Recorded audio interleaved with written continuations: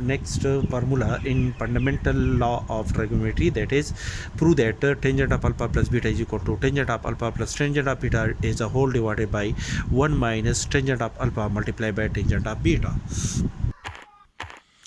Since tangent of alpha plus beta is equal to sine of alpha plus beta as a whole divided by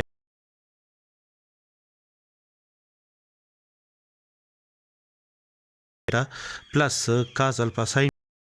the whole divided by cos alpha plus beta is equal to cos alpha cos beta minus sine of alpha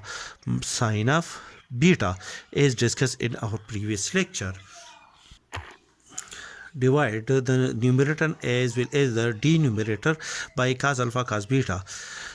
and after the simplification,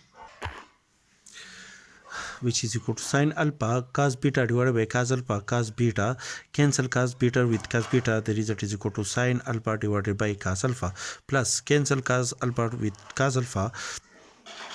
After simplification, the result is equal to sine beta divided by cos beta is a whole divided by cancel cos alpha with cos alpha and sine